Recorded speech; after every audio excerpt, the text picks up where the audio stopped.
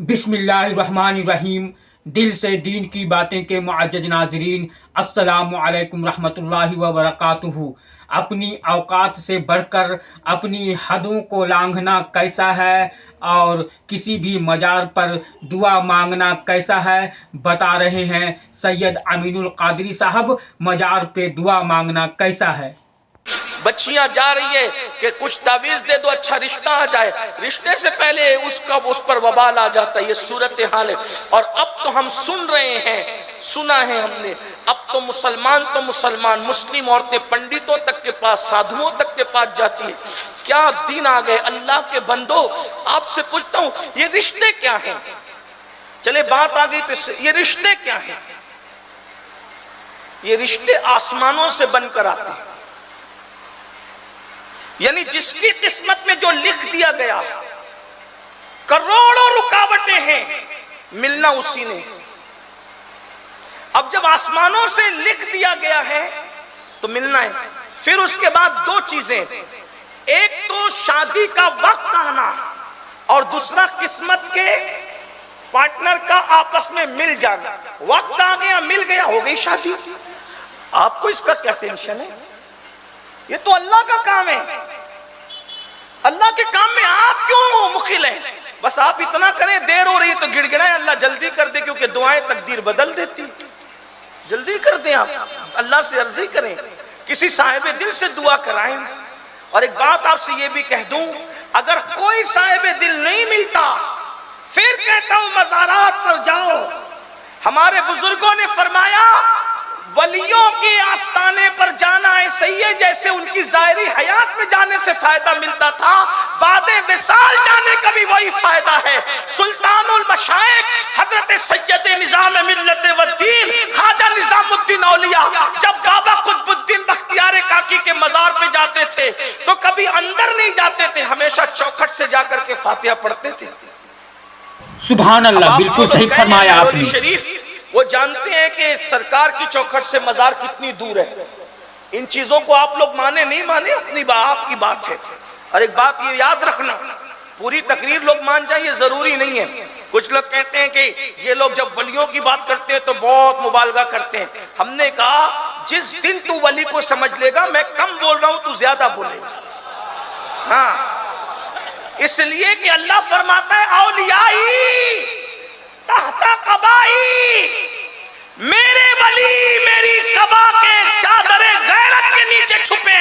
अरे नादान, जो मेरी कबा के नीचे छुप जाए तू उसको नहीं पहचान सकता। जो खुदा की कबाए गैरत के नीचे छुपे हो, तू उनको कैसे पहचान सकता है? वली को पहचानने के लिए कम से कम वली बनना पड़ता।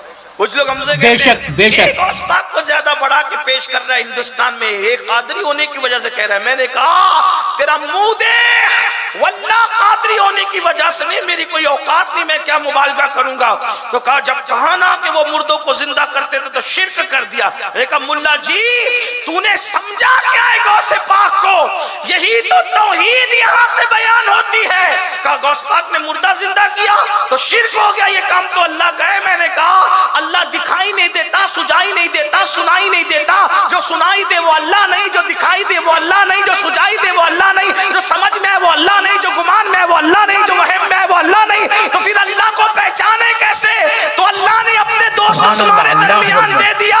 अब्दुल कादिर ठोकर लगाएंगे, कुम बिस्मिल्लाह कह के मुर्दा जिंदा करेंगे, तब पता चलेगा जब अब्दुल कादिर की शान का ये आलम है तो इसको बनाने वाले कादिर की शान का आलम क्या होगा?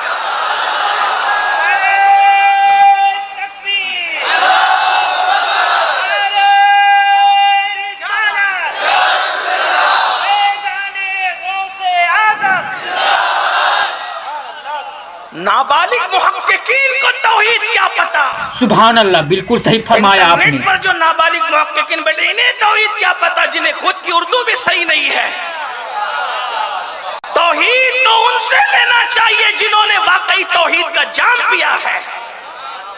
हम कहते हैं साबिर पाक ने अपना जनाजा खुद पढ़ाया तो मजाक उड़ाते हैं, ये क्या हो गया कोई अपना जनाजा खुद पढ़ा सकते हैं? मुल्ला जी यही तौहीद का दर्स है। जब साबिर की ये शान है तो साबिर को बनाने वाले की توحید یوں بیان ہوتا، آپ کو کیا پتا ہے اس کا توحید؟ آپ کو کیا پتا ہے؟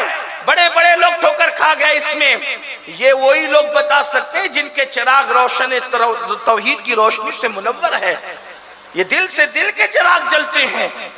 تو عرض یہ کر رہا تھا، بات دور نکلتی ہے، اولیاء اللہ کے پاس جاؤ انشاءاللہ جیسے حیات میں فیض ملتا تھا بعد وصال بھی ملتا۔ اچھا حیرت کی بات یہ ہے، مجھے کوئی ولی ایسا نہیں ملا جو مزار پہ نہ گیا ہو، کوئی ولی ایسا نہیں ملا، بلکہ ولی تو ولی سید الانبیاء بھی۔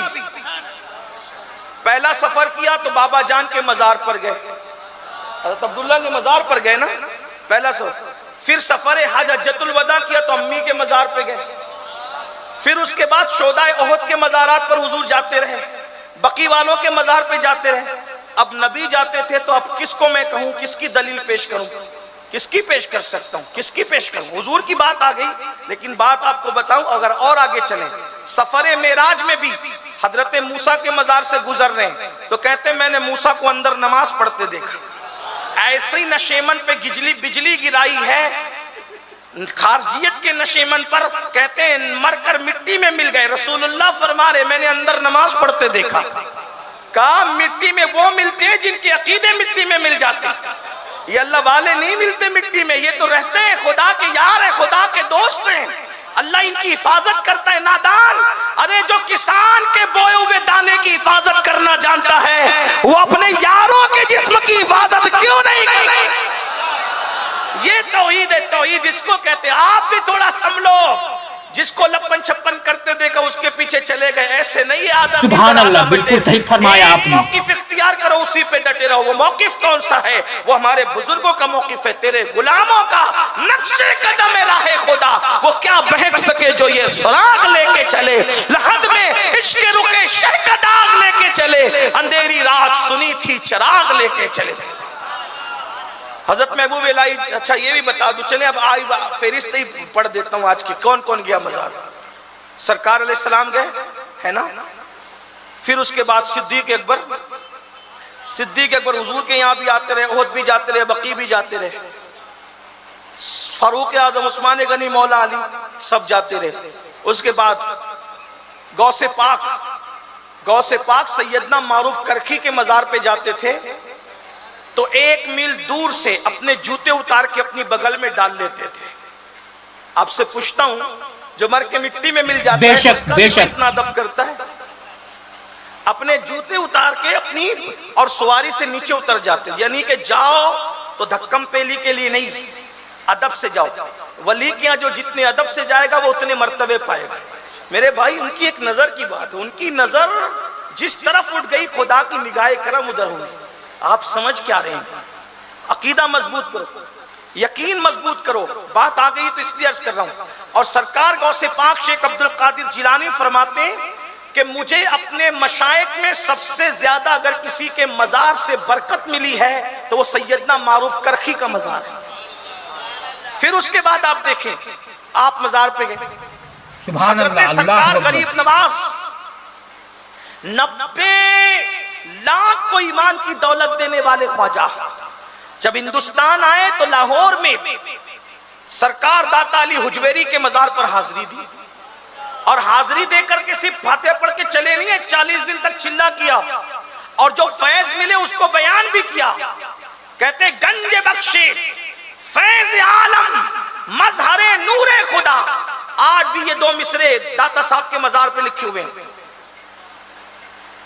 اللہ تعالیٰ نے سبحان اللہ، بالکل صحیح فرمایا آپ نے۔ جس مزار کی زیارت کی تمنا تھی سب کی کرا دی۔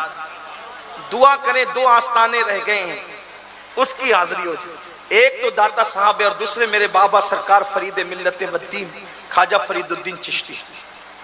سلسلہ چشتیہ میں یہ وہ ہستی ہے، سرکار میں وہ الہی کہتے ہیں جیسے نام فرید ہے ویسے ذات بھی فرد فرید ہے، کوئی نہیں ہے ان جیسا، بڑی عظیم ہستی ہے۔ اللہ دل میں تمنا ہے موت سے پہلے یہ 2 آستانوں کی حاضری ہو، نہیں ہو سکتی۔ 2 مصرے لکھے ہوئے، گنج بخشے، میرے غریب نواز نے فرمایا، آج بھی غریب نواز کا چلہ وہاں موجود ہے، کیا گنج بخشے فیض عالم مظہر نور خدا، ناقصارا پیر کامل کاملارا رہنما. کیا کہتے ہیں؟ یہ فیوز و برکات کا خزانہ ہے، خزانہ. غریب نواز چلا کر کے فرما رہے ہیں یہ فیوز و برکات کا خزانہ ہے، اور یہ اللہ کا نور ہے، نور جسے داتا علی حجویری کہتے ہیں. اور کہتے ہیں جو ناقص لوگ ہیں، ناقص، ان کے لیے داتا پیر ہے، پیر، اور جو کامل ہے ان کے لیے بھی رہنمائی کا فریضہ انجام دیتے ہیں. گنج بخش فیض عالم مظہر نور خدا ناقصارا پیر کامل کاملارا رہنما. غریب نواز نے زیارت کی، سرکار قطب الدین بختیار کاکی نے غریب نواز کے حاضریاں دی.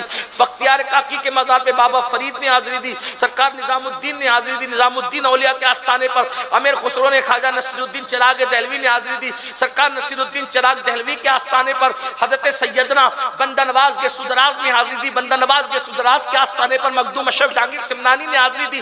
اس طریقے سے ایک سلسلہ ہے، بزرگان دین کی بارگاہ میں جاتے رہے، حاضریاں دیتے رہے. اب سنیے تو محبوب الہی دور سے فاتحہ. اچھا ہمارے یہاں بھی یہ بہت سی بدعت ہو گئی ہے کہ لوگ جاتے ہیں تو سجدہ کرتے، لوگ جاتے ہیں تو ہمارے بزرگ لوگ کہتے کہتے تھک گئے کہ مزار پہ سجدہ مت کیا، اللہ کے سوا کسی کو سجدہ کرنا جائز نہیں ہے. امام اہل سنت نے پورا رسالہ لکھا الزبدۃ الزکیہ، سجدہ تعظیمی کی حرمت پہ پورا رسالہ لکھا. مت کیا کرو، بزرگوں کے یہاں جاؤ، ادب کرو، احترام کرو، چوکھٹ چومو، چادر چومو، سجدے مت کرو. ویسے میرے خیال سے 98% لوگ نہیں کرتے، سبحان اللہ، بالکل صحیح فرمایا آپ نے. ان پڑھ ہیں وہ نہیں جانتے تو، لیکن لوگ اسی کو دلیل بناتے ہیں. لیکن چھوڑیے ابھی کیا بات کریں، عنوان تشنا رہتا ہے، ٹائم جاتا ہے. تو عرض یہ کر رہا تھا بزرگان دین کتنا ادب کرتے تھے. محبوب الہی بابا قطب دادا پیر کے یہاں فاتحہ پڑھنے جا رہے، کہاں سے فاتحہ پڑھے؟ چوکھٹ سے. کبھی مہرولی شریف جانا تو دیکھنا کتنی دور ہے چوکھٹ. ایک دن اچانک خیال آ گیا اتنی دور سے میں فاتحہ پڑھتا ہوں، پتہ نہیں حضرت کو خبر ہوتی بھی کہ نہیں ہوتی. بھئی اب انسان ہے، انسان کا دل ہے، انسان کا اپنا ذہن ہے، خیال آتا ہی رہتا ہے. خیالات تو خیالات ہیں، خیالات کے لیے کیا ہے؟ خیال آیا بس میں اتنی دور سے غیاث پور سے فاتحہ پڑھنے کے لیے آتا ہوں تو حضرت کو خبر بھی ہوتی ہے کہ نہیں ہوتی ہے؟ بس یہ سوچ کر گھر کی طرف گئے، خانقاہ میں جا کر کے آنکھ بند ہوئی تو خواب میں بابا قطب تشریف لائے. فرمایا تو جسم سے آتا ہے میں دل سے آتا ہوں. اور یہ مت سمجھنا کہ مجھے خبر نہیں ہوتی، جب آپ غیاث پور سے نکلتے ہیں تب سے ہماری نگاہ میں رہتے ہیں. یہ ہے بزرگان دین، یہ بزرگان. تو جایا کرو. اب تو یہ جو بات ہو رہی ہے نا، بات دور نکل گئی کہ رشتوں کے لیے آپ پریشان ہیں، دعا کرو تقدیر بدلے گی. بچے نہیں ہوتے، دعا کرو تقدیر بدلے گی. دعائیں تقدیر بدلتی ہے. سادھوؤں کے پاس کچھ نہیں رکھا، جادوگروں کے پاس کچھ نہیں رکھا، جاہل ان پڑھ گنوار باباؤں کے پاس کچھ نہیں رکھا. جو باعمل لوگ ہیں ان کی بات نہیں کرنا، ان لوگ برا نہیں مانے. آپ باعمل لوگ، نیک لوگ، متقی لوگوں سے دعائیں لیں، اس کی برکت نہیں آپ کو نصیب ہوگی. اور اولیاء اللہ کے آستانوں کے تو فیوز و برکات عام ہے. بلکہ سرکار غریب نواز کی چوکھٹ کے بارے میں امام اہل سنت لکھتے ہیں جب وہاں جا کر کوئی دعا کرتا ہے تو دعا کرنے والے کو نہیں دیکھا جاتا، پھر غریب نواز کے صدقے میں ہر دعا قبول کی جاتی ہے. امام اہل سنت کے چھوٹے بھائی نے ان کی ترجمانی کی ہے، خواجہ ہند وہ دربار ہے اعلیٰ تیرا، کبھی محروم نہیں مانگنے والا تیرا. میرے بھائی وقت ہوتا تو میں بتاتا. اکبر بادشاہ کو جانا پڑا، گیا، اولاد ملی بھی اس کو. جو اس کے یہاں سلیم پیدا ہوا نا، وہ سلیم کس کی دعا سے پیدا ہوا پتہ ہے؟ حضرت شیخ سلیم چشتی جو بابا فرید کی سبحان اللہ، بالکل صحیح فرمایا آپ نے. دعا کی اور دعا کر کے فرمایا بچہ اسی وقت پیدا ہوگا جب تو ہمارے مرشد غریب نواز کے یہاں سفر کرے گا، وہاں جا. یہ کیوں تھا پتہ ہے؟ وہ اپنے آپ کو خدا کہتا تھا اکبر، اور اس کو اولاد نہیں تھی. دیکھو یہ بھی خدا کی شان دیکھو، اپنے آپ کو خدا کہتا تھا اور ایک بچہ پیدا نہیں کر سکا. یعنی اس کا مطلب یہ ہے کہ خود مغرور اور گھمنڈی لوگوں کو اللہ اتنا مجبور کرتا ہے کہ تو کیا گھمنڈ کر رہا ہے، ایک بچہ پیدا کرنے کی تیرے اندر طاقت نہیں، اتنا کمزور ہے. آج بھی ایک ملک کا وزیر ایسا ہے جو بڑا گھمنڈی ہے، لیکن اس کے گھر میں کوئی اولاد نہیں اور قیامت تک کبھی ہو بھی نہیں سکتی. کہاں ہے؟ گوگل پہ جا کے سرچ کرنا، ہم سے زیادہ گوگل آپ چیک کرتے ہیں. کون ہے ذرا تلاش کرنا. خدا گھمنڈ کو کیسے توڑتا ہے، خدا کیسے گھمنڈ کو چکنا چور کرتا ہے. تو وہ بھی تھا اور اس کو بھی اولاد نہیں تھی. بہت تلاش اور بہت کوششیں کی، ناکام رہا. ایک بڑا قریبی تھا مصاحبین میں سے، اور وہ شیخ سلیم چشتی کا مرید تھا. اس نے کہا کہ ذل الہی، اس نے کہا بھائی میں نہیں کہہ رہا، اس نے کہا ذل الہی اگر جو ہے وہ آپ میری بات پہ ناراض نہ ہو تو آپ کو اولاد ہو سکتی. دیکھو ولیوں کو ماننے والوں کا یقین کتنا پختہ ہوتا ہے. اور آپ سے یہی کہتا ہوں، یقین ہوتا ہے تو اللہ بھی دیتا ہے، یقین ہوتا ہے تو رسول اللہ بھی دیتے ہیں، اور یقین ہوتا ہے تو ولی اللہ بھی دیتے ہیں. یقین نہیں ہوتا تو پھر کہیں سے نہیں ملتا، ادھر ادھر بھٹکتے رہتے. ہاں بھٹکنے والے کیا بھٹکتے ہیں، بھٹکنے والے یہ بھٹکتے ہی رہتے ہیں. بھٹکو مت، یقین پیدا کر. حضور شیخ الاسلام میرے مرشد اجازت کے دو مصرے بڑے خوبصورت ہے، کہتے ہیں یقین والے کہاں سے چلے کہاں پہنچے. یقین والے کہاں سے چلے کہاں پہنچے. جو اہل شک ہیں اگر میں مگر میں رہتے ہیں، اگر مگر کے سوا کچھ نہیں، برباد ہے، تباہ ہے، کچھ نہیں ہوتا. یقین پیدا کر. یقین نے بہت کچھ دیا ہے. یقین کی بات بتاؤں، اب ہم عنوان سے دور ہوں لیکن بتاؤں گا. اس کی وجہ ہے کہ میں کوئی باضابطہ مقرر نہیں، یہ ساری ضابطگی مقرر لوگ کے لیے، اپنے فقیر لوگ ہیں، جو منہ میں آئے شریعت کی روشنی میں بتا دیا جائے تاکہ کسی کی اصلاح ہو ہے نا. بالکل اصول ضابطے سے وہ چلتے ہیں جو باضابطہ خطیب ہوتے ہیں. یہاں کوئی اطابت خطابت کچھ. سبحان اللہ، بالکل صحیح فرمایا آپ نے. دل سے نکل رہی ہے، آپ کے دل کے اندر پہنچانے کی کوشش کی جا رہی ہے. بس یقین دیکھو، یقین کہاں تک پہنچا. کہتے ہیں حیدرآباد کے نواب تھے، اور نواب بڑے، آپ تو جانتے ہیں منچلے ہی لوگ ہوتے تھے، منچلا پن ہوتا تھا نوابوں کے اندر. تو نواب صاحب کے یہاں بھئی گفتگو پوری، ٹائم ختم ہو گیا، بات پوری کر دوں. تو پھر آپ لوگ لائٹ سے کیوں پریشان ہیں؟ یہ لائٹ آتا جاتا رہے گا، یہ دل کا نور تھوڑی ختم ہونے والا ہے. آپ اپنی توجہ ادھر ہی رکھیں نا، بات پوری ہوتی ہے. میں بات کروں، ذرا پیچھے والوں کی اجازت ہے تو ہاتھ اٹھا کے اشارہ کرے. تھکے تو نہیں تھکے؟ یہ لوگ تھکے کیا؟ نہیں، آپ لوگ تھکے ہو تو بھی. وہ منچلا پن تھا نوابوں میں. نوابوں کا منچلا پن مشہور ہے، اگر وہ بتاؤں تو پھر ایک لمبا ٹائم چاہیے، وہ نہیں تذکرہ کرتا. لیکن ان کو جانا تھا مدینہ منورہ، حج کرنا تھا، مدینہ شریف جانا تھا. نواب صاحب کے یہاں ایک نوکر رہتے تھے. نوکر، اس نوکر کا نام تھا برہ. اس کا نام ہی برہ رکھا، برہ. وہ برہ تھا بڑا بھولا بھالا.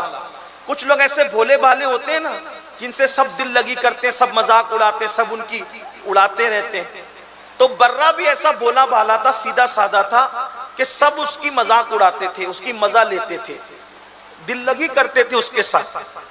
تو جب حج کو جانے لگے تو مدینہ شریف جانا تھا، حج کو جانا تھا. تو نواب صاحب نے کہا یار اتنا لمبا سفر ہے، مہینوں لگ جائیں گے. اللہ اکبر. تو برہ کو بھی ساتھ لے لیتے ہیں، کیونکہ راستے میں اس سے ہنسی مذاق کریں گے تو ذرا ٹائم پاس ہوگا. بھائی لوگ ہنسنے بولنے والے ہوتے ہیں تو ٹائم پتہ نہیں چلتا. جیسے ہمارے وقار بھائی جب یہ جلسے میں ہوتے ہیں، نظامت کرتے ہیں، تو آپ لوگوں کو ایسا لگتا ہے کہ یہ ہٹے نہیں، مقرر ہی نہیں آئی، انہی کو کھڑے رہنا چاہیے، ہے نا. محبت کرتے ہیں آپ لوگ ان سے، یہ ہنساتے بھی رہتے ہیں آپ. تو ایسا ہنسنے بولنے والا مزہ آتا ہے سب سے. بھائی دل ہے تو دل لگی بھی ہونی چاہیے نا. یہ گردن سبحان اللہ، بالکل صحیح فرمایا آپ نے. شروع ہوئی ہے. ہمارے سب بزرگ لوگ زندہ دل رہے، اور زندہ دلی کا نام، زندگی زندہ دلی کا نام ہے. مردہ دل کیا خاک جیا کرتے ہیں؟ ہاں، تو دل لگی کرنی تھی. دیکھو قسمت کی بات، تقدیر کی بات. کیا کسی کا بھولا پن اس کو مدینے لے گیا، کسی کی سادگی مدینے لے گئی. پتا چلا مدینے شریف جانے کے لیے پیسے نہیں، ان کے کرم کی ضرورت ہے. بے حکم کب مجال پرندے کو پر کی ہے. پھر کیا ہوا؟ سفر میں لے گئے ہنسنے بولنے کے لیے، ہنسی مذاق کے لیے. برہ ساتھ گیا، بھولا بھالا آدمی تھا، خدمت بھی کرتا تھا، ہنسی مذاق بھی چل رہی تھی. مدینہ شریف پہنچ گئے. مدینہ شریف پہنچے تو بارگاہ رسالت میں حاضری دی. حدیث پاک ہے، آقا ارشاد فرماتے من زارا قبری وجبت لہو شفاعتی. جس نے میری مزار پر حاضری دے دی اس پہ میری شفاعت واجب ہو گئی. تو شفاعت کوئی دیکھنے کی چیز تو نہیں ہے نا، کوئی شکل تو نہیں ہوتی. بس گئے، عقیدہ ہے، یقین ہے کہ حضور نے شفاعت دے دی. کا وعدہ کیا تو دے دیا، شفاعت کا وعدہ ہے تو دے دیا. اب ہوا کیا، حاضری دے کر سلام پڑھ کے سب لوٹے تو مبارکباد دینے ایک دوسرے کو، مبارک ہو، شفاعت مبارک، شفاعت مبارک۔ یقین تھا ان لوگوں کو، اور ہونا بھی چاہیے، حضور نے کہہ دیا تو ہونا ہی ہے مبارک۔ یہ برہ بھولا بھالا بیچ میں کودا، کائے کی مبارکباد چل رہی، تو بولے شفاعت ملی نا حضور سے، اس کی چل رہی، تو بولے شفاعت ملی۔ تو اب یہ جب دیکھا کہ یہ بیچ میں گھس کر کے اس نے سوال کر دیا تو نواب کو پھر مذاق سوچی، تم کو نہیں ملی برہ؟ نہیں مجھے تو نہیں ملی۔ بھئی اس کو ایسا لگا ذہن میں کہ شفاعت کوئی دکھنے والی چیز ہے، کوئی نظر آتی ہے، اور نظر آئے گی تو شفاعت ملے گی۔ اب جب نواب کو مذاق سوچی تو کہا تم کو نہیں دیا حضور نے؟ کہا نہیں مجھے تو نہیں دیا۔ اچھا ہمیں تو دیا، الحمدللہ۔ اب یہ نظروں سے اوجھل ہوا، کھسکا، وہاں سے ہٹا اور روتا چلاتا سنہری جالیوں کے سامنے سیدھا، اور جا کے کہا حضور میں نے سنا تھا کہ ہر جگہ امیر غریب چھوٹا بڑا دیکھا جاتا ہے، آپ کے یہاں نہیں دیکھا جاتا، اب آپ کے یہاں بھی یہ فرق ہونے لگا۔ دیوانگی، یقین، حضور سبحان اللہ، بالکل صحیح فرمایا آپ نے۔ نہیں آپ کے یہاں یہ فرق نہیں ہو سکتا، نواب کو شفاعت ملی مجھے نہیں ملی، اب میں یہی مروں گا، یہی چلاؤں گا، یہی گروں گا، یہی پڑھوں گا، جاؤں گا نہیں، مجھے بھی شفاعت دیجیے، میں بھی شفاعت لے کے جاؤں گا۔ اب یقین کہ یہاں دورہ سلوک نہیں ہو سکتا، یہاں امیر و غریب میں فرق نہیں ہو سکتا، میرے نواب کو شفاعت دی، مجھے بھی شفاعت چاہیے، ورنہ میں جاؤں گا نہیں۔ دیوانگی کر رہا ہے، سنہری جالیوں سے ایک ہاتھ نکلا، جیسا یقین ویسی عطا، جیسی سوچ ویسی عطا، سنہری جالیوں سے ایک ہاتھ نکلا، خوبصورت سا گورا گورا ہاتھ، اور اس پہ ایک کاغذ تھا، اور اس کاغذ پہ لکھا تھا ہم نے برہ سے شفاعت کا وعدہ کر لیا۔ یقین، یقین ہے یہ یقین کی برکتیں ہیں۔ لیا کاغذ اور کودتا پھانتا آیا، ہمیں بھی مل گئی، ہمیں بھی مل گئی، ہمیں بھی مل گئی۔ پہنچا ہمیں بھی کیا مل گیا؟ کہا شفاعت، تم لوگوں کو ملی نا، بتاؤ تمہاری شفاعت کا ہے؟ یہ دیکھو میری شفاعت۔ جب نواب نے کاغذ پڑھا آنکھوں میں آنسو آ گئے، عقل والے پیچھے رہ گئے، عشق والا آگے بڑھ گئے۔ یہ یقین، یہ یقین ہے میرے بھائیو، یقین یہ دلاتا ہے۔ یقین پیدا کرو، جو ہو ذوق یقین پیدا تو کٹ جاتی ہے زنجیریں۔ اپنے اندر یقین، آج مسلم امہ میں یقین نہیں ہے، ورنہ برہ ایک دیوانے کا یقین پیدا کرو۔ بے شمار اس پر واقعات ہے، تو بات دور چلی گئی اور دور سے دور چلی گئی، تو عرض کیا کر رہا تھا میرے پیارے آقا صلی اللہ علیہ وسلم کے پیارے دیوانوں، اولیاء اللہ کے پاس جاؤ، یقین کے ساتھ جاؤ، انشاءاللہ بگڑی بنے گی، کام بنیں گے، اور ان کی دعاؤں سے تقدیریں بدلتی ہیں، تقدیریں تبدیل ہوتی ہے۔ اس لیے اپنے اندر یقین کا مادہ پیدا کرو، جو جتنا یقین والا ہوگا اللہ اس کو اتنا نوازے گا، اس کو اتنا عطا کرے گا۔ آپ کو نہیں جانا ڈاکوؤں کی طرف، نہیں جانا جادوگروں کی طرف، نہیں جانا سادھوؤں کی طرف۔ بچیاں آبرو لٹا رہی ہے، آپ کا پیسہ ضائع ہو رہا ہے، آپ کے گھر کی برکت کے نام پر، گھر کی بندش کے نام پر۔ سبحان اللہ، بالکل صحیح فرمایا آپ نے۔